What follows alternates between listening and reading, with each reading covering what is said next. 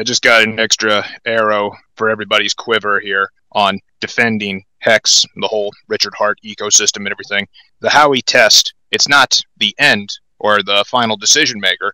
What we got to remember is the Howey test is the beginning of whether something needs to have a case in court. If something fails the Howey test, that doesn't necessarily make it a security. That just means it needs to go to court to be determined by the judges if it is, in fact, a security. So let's pretend for a second that any of the Richard Hart tokens failed the Howey test, which they don't. That won't automatically make them a security because still it's just an allegation by the SEC. The SEC is not the judge. They are the prosecutor. The judge is going to need to hear the case, and even if it failed some legs or if it passed some legs of the Howey test, they're going to look back at the Section 2A1 of the Securities Act. They're also going to look back at the case law from Marine Bank versus Weaver from 1982 and see, well, did we already cover something similar like this and come up with a judgment already about it? Because these judges, as you can tell, they probably don't want to have these very long, boring, drawn-out cases about technicalities and semantics over stuff that they probably don't even understand. So they're always looking for a way to dismiss it when it's like that. And the Howey test was something that was put up just so they had an easy dismissal tool. So to go back to what Rob was saying, and I understand your concerns there and everything, I want to alleviate your concerns that really this case does not stand a chance in hell. And this case here, what I think it is it's just Gary trying to make himself look good so that he can be reinserted into the SEC for another term, because he's had so many embarrassing failures under his tenure. Like, FTX, he didn't see that coming, even though he's meeting with Sam Bankman-Fried and having lunch with him. Celsius, BlockFi, he didn't see those coming, did nothing about them still. The 50, if we want to ask, like, where did the ETH go? Let's also ask, where did the 50 million go that BlockFi had to pay to the SEC? Did it go to the people that were hurt? No. So this is all just grandstanding that Gary Gensler is doing to make himself look good, because currently he looks pretty stupid. And if you need a defense mechanism, or if you need another arrow in your quiver, just say this here. Well, if the Howey test is all it is that defines whether something is a security, then I own a laundromat. It's an S corporation. It's got shares of stock. My laundromat is a security then, because when I bought the S corp that owns it, I am relying on the work of others, because customers come in and pay me to do their own work when they do their laundry, and I'm expecting profit from their work. And I have partners in the S corporation, other investors, so it's a shared pool or something. So that would mean those S corp shares are a security, even though that's gone through judgment, and the judgment of the Supreme Court says no, S corps are not. And laundromats, even if they're not under an entity, are also not a security.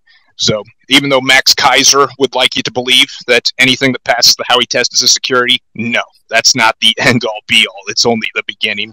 And you can kind of laugh at the people that are going to hide behind that, because it just shows how much they know. At what point did people stop rooting for the SEC and realize that they do nothing but harm people, right? They might have good intentions initially, and it might have been a good idea that the SEC had, but at the end of the day, they make the rich people richer, the poor people poorer, and part of what they did was just take user funds constantly, come in when things have already collapsed and failed, right? And then just try and make an aftermath after it. Like, at some point, the space kind of needs to band together. Not around Hex, not around Pulsechain, not around Richard Hart, not even around XRP, right? Just the space as a whole needs to band together and fight for decentralization. Because again, if they start coming for one thing, they start coming for more, right? Like just a few months ago, they put ADA and a whole bunch of other cryptocurrencies on the centralization list, right? The security list. Like, that type of thing should worry people. If the whole entire space starts getting taken for securities and the whole entire space has to fight for their rights, it's a lot easier if they do it together. The only thing Richard ever said that he will do is he'll launch Pulsechain and he'll launch Pulsex. He said you'll never see the money again in those wallets, right? Like, everything that he said is being transparent. He's not lied. He's said it all. He delivered what he said he would, right? He said on camera. Maybe the people that sacrifice, maybe they could get a worthless token at launch, right? And they got a worthless token at launch that launched at 0, right? And then we were given access to the RPC settings for the network, but it launched at 0. It did everything that he said it would. The category in which the SEC has put this doesn't really correlate with market security. It's digital. This is more of like an NSA thing, and again, digital. It's more of like a digital investment scam. So tampering with customers' money is deemed, yes, a security in the SEC eyes, but they can't really do anything technically because it doesn't really truly capitalize on market manipulation. The SEC can only try and deem something a security if they find things that maybe were fraudulent or maybe, some basis facts, real evidence, then they can pass that over to the Department of Justice to create a civil lawsuit case. But you can't just create a civil lawsuit case out of hearsay, speculation, and a dislike, right? Like there is no fundamental foundational facts or evidence to get that going. So at this point in time, no, there is no civil law case against Richard Hart. It is just the SEC and whether Hex, Pulsechain, and Pulsex are a security. And, heck, Pulsechain and Pulsex are put into the documentation, but really it's all around Hex, right? Hex is the main central point, and market making was a big central point in there, which went back to the adoption amplifier that I talked about in the start of the space, right? So no, there is no civil lawsuit case. And market manipulation, it doesn't have a basis to deem something a security again. So that's more something that they're just trying to get dirt on to see if they can create a civil lawsuit case, right? So you can see in the SEC's letter what they're trying to do, but it's, they have to find facts and foundation to be able to push it any further. And it doesn't look like they have anything yet. I thought it was a civil suit, not a criminal suit. That's the difference. That they can file a civil suit, but they cannot bring criminal charges without the Justice Department working with them. That one. Thanks, LB. Americans. America! Can I ask a question? I'm not saying Hex is a security at all, but I'm talking about the way that the funds were raised. I'm a validator. I'll run a lot of nodes, but I'm saying how the money was raised. Is it not, if he pays developers, that's not considered work of others? I'm just trying to look at it from the outside person. I'm a huge Hex and I want Show me the I can answer you again. Show me the transaction hash from that wallet where it went to pay the developers, right? Like going again. And just go back to some other things, right? A developer doesn't actually show you efforts to promote a product, right? Again, that's going back to development. So say money was put in to develop a product and paid for it. That doesn't deem it a security again, right? And where did the money go? Was it an ICO? No. You got told if you sent your coins to the wallet, you lost your money. You will never get it back, and that money will never do anything for you. But the SEC rules specifically say that it's not what has been told or promised. Okay. It's the economic reality.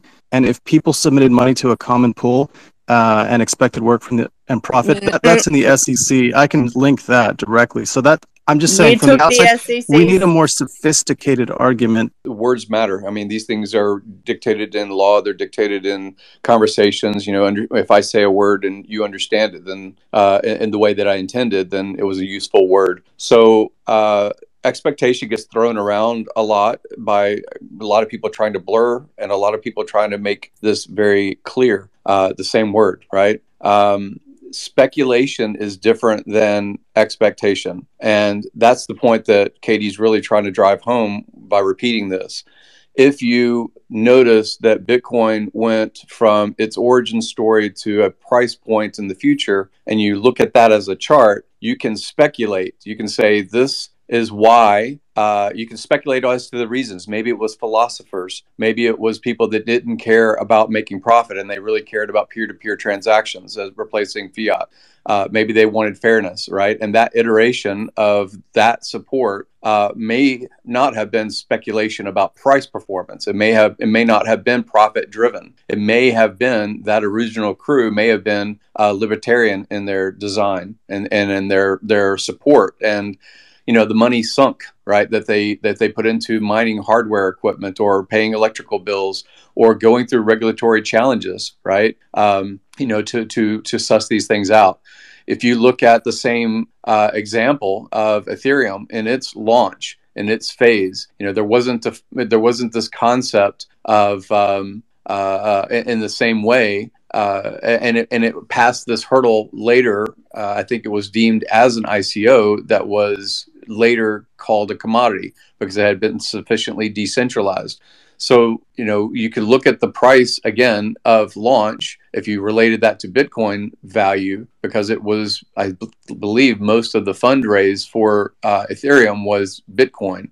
And then that had a fair market value at the time. So people infer a price and then they create a chart, based on historical data. This is what happened. So when anyone has commented on any content in finance, they can speculate. They can say this is a similar product, or this is a similar service deliverer, and this is the price performance of its competitor, and this is the feature set that this startup is delivering in addition or in difference to the original, right? So this is you could say I like Coca-Cola. It has a lot of users of the product, and I want to launch Pepsi. And you could speculate, but it's not, in the nuance that Katie's explaining earlier was it's not expectation, because there are plenty of other competitors that could come to challenge Coca-Cola. There are plenty of other competitors that can launch products similar to Ethereum or Bitcoin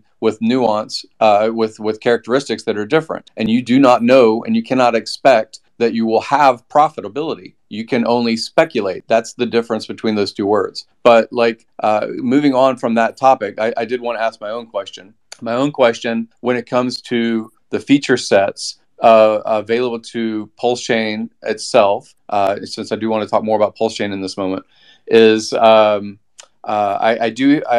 love that Hex always was a smart contract. I love that it was immutable and is immutable. I love that it functions on Ethereum and different forks of Ethereum as well as designed. There isn't anything that's changeable about it. And the L1s that they ride on, those contracts, those EVMs that it rides on. Can you comment, Katie, about this ability to interact directly with the contract on Etherscan or on other on Pulsechain itself? What are we able to volunteer our time, resource, or network to support that allows for further decentralization of Pulsechain as well as the products that will ride upon it? I want to support Pulsechain's thriving in similar ways without necessary managerial skills, managerial, central authority, foundation formation, saying this is what we're going to do and fund us, and we're going to direct the money through a DAO. How can we volunteer, and is there any kind of call to action list that can support that thriving further? Yeah, of course there is. So for one, you kind of just listed the reason why I do support builders on Pulsechain, right? Because they add to the decentralization every time they build on it. There is no grant program, so them building is one of the key factors, right? If you're looking at further decentralization, one of the things that anybody can do is compare it back to Hex, right? So if hex.com went down, there's 40 different front ends for it. So what happens if scan.pulsechain went down? Where do you get a block explorer? Right? So if you're looking at things that the community can do to further decentralize, it's remove things that are to do with, maybe the initial development team, right? So the initial validators pull out, and now the validators are completely community run. So what really is left? Well, the block explorer is probably your main one, right? The block explorer kind of sucks, to be honest, right? I've had multiple issues with it. Autoscan really isn't the best either, right? But Richard Hart will never pay for Etherscan, right? Etherscan is kind of a scam, to be honest. I think it was $1 million a year that they wanted. But a community could build their own website, right? Now Nodes, for instance, has block explorer compatibility, other blockchain things to do with them, right? So finding ways to remove them, right? So pulsechain.com went down. That doesn't matter, right? We have gopulse.com. It's a really awesome site, right? It was one of the best things to happen initially because it's a true statistics site that pulls from the APIs, right? It's true data that's on there. That removed the need for multiple things. One of the main things that are left is just the block explorer. If you remove it, most things can go down that were initially put up and it wouldn't matter, right? There's Hex front ends on Pulsechain already. There's community front ends for other things, right? There's APIs embedded into other dApps for everything around the community, right? The community is self-sufficient as it is. It's just people building on chain and a couple of things left. Like, for instance, Pulsex, it's just like Uniswap, right?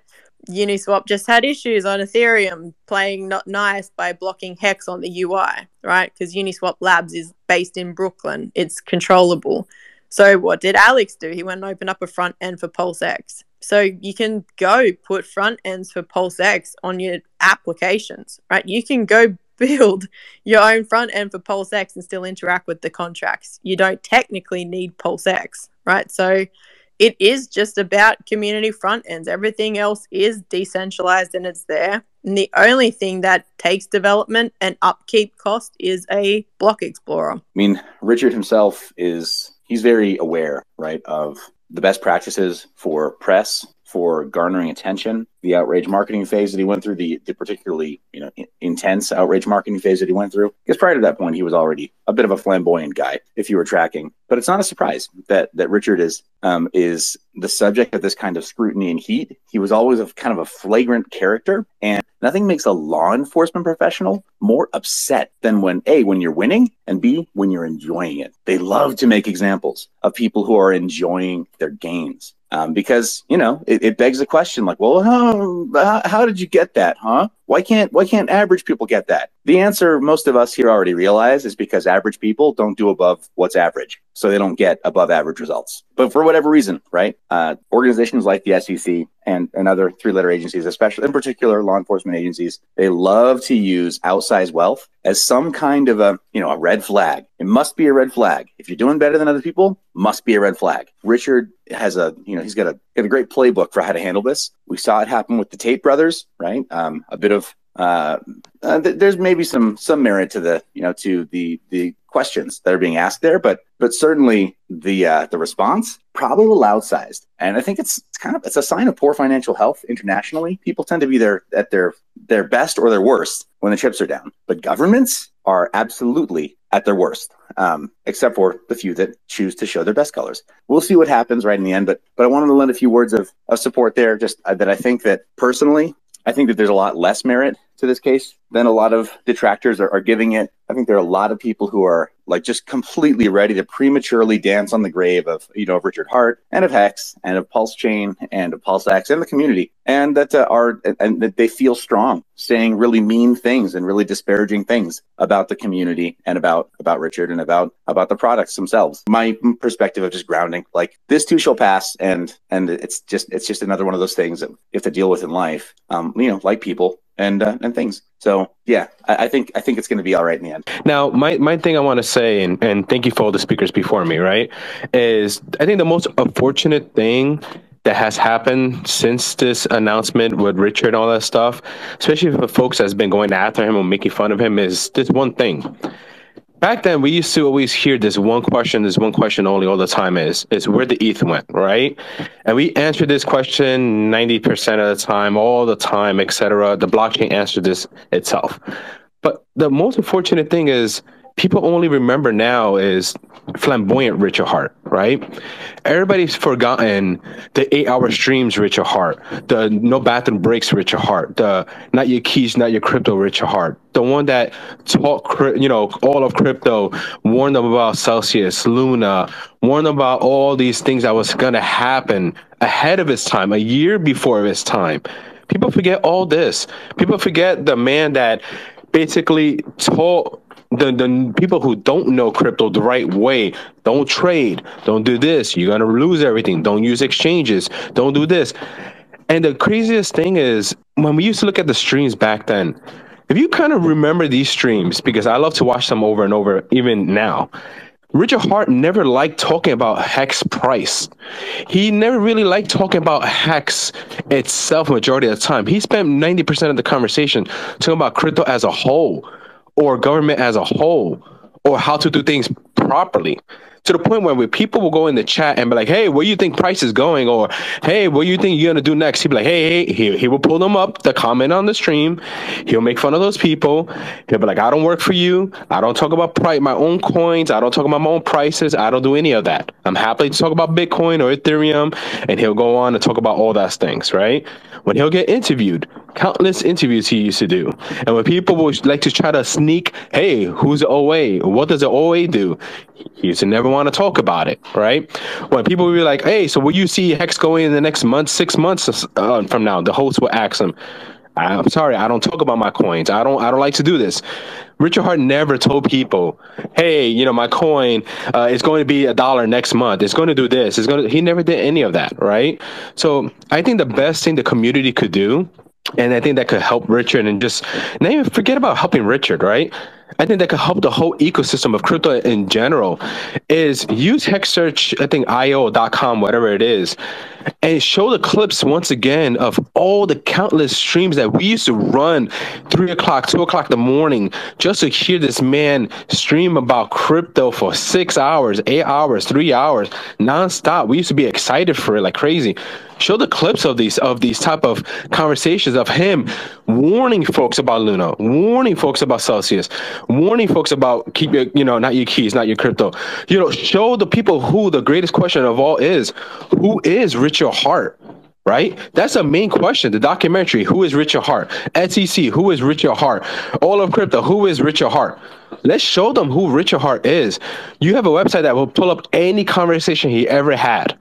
Right? If somebody wants to know about Richard Hart, show them that website, or even grab a clip and put it. One other thing I've been proud of about this community is I see less of rebellious actions regarding the community when people asking questions, and people are more showing proof or having better, greater conversations between people now. And this is great, right? Like, I think this is the direction we need to go in. And you know, once again, I'm just proud of everyone. Make sure you do these type of things. You know, share the clips. It doesn't cost you anything. You know, this is your time. You're free, of course. No expectations of what you do. If you want to do it, do it. If you don't, you don't. But I think the greatest thing you could do is show the people who truly is Richard Hart, you know, and what he stood for and what he continues to stand for. And you know, like I said, man, it's been a brutal bear market. The only thing people remember at the moment, unfortunately, once again, is it's you know Prada wearing, Gucci wearing Richard. But we as a community, we know who the real guy is and what he's done. And I think crypto needs to see that more than ever. So guys, make these clips, right? It only takes 20 seconds, 10 seconds. Some of them might be a minute, but share it, man. I think this would be the best thing for crypto to see is what he used to speak about. Thank you. First and foremost, when this lawsuit was first dropped, obviously there was a lot going on at that time, since needless to say, it was pretty unexpected, but at the same time, it kind of was, because as everyone has mentioned up to this point, this isn't just an attack on Richard Hart the person or Hex the token or anything like that. This is an attack on all of DeFi. So now more than ever, we have to be unified and stand together, and we have to know what we own. So between the YouTube live streams, all the comments that I've heard up to this point, this case that the SEC has brought with these allegations is more comical and laughable compared to what they've brought in other cases. So that just brings about more confidence into what I hold and what we hold as Hex community members, and even Pulsechain Pulsex, etc. And so I'm just really bullish in the long term. Like, I have no doubts that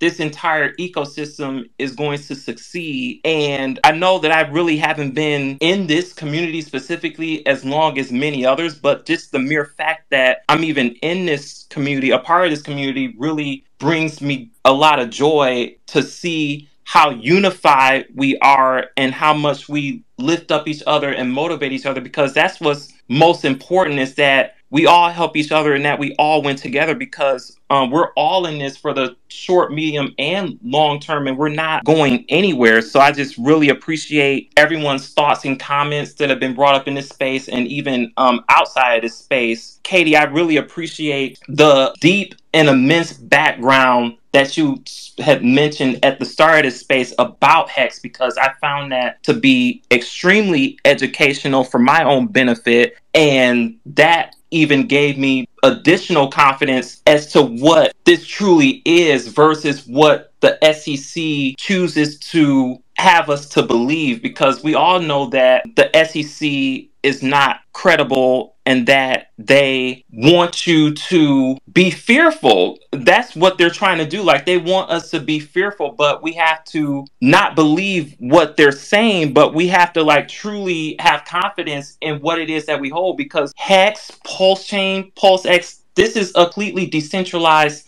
ecosystem, and I have full confidence that on the other side of what the SEC is alleging, that Richard Hart and all of us as a community, we're going to be victorious. So I look forward to when that day does come.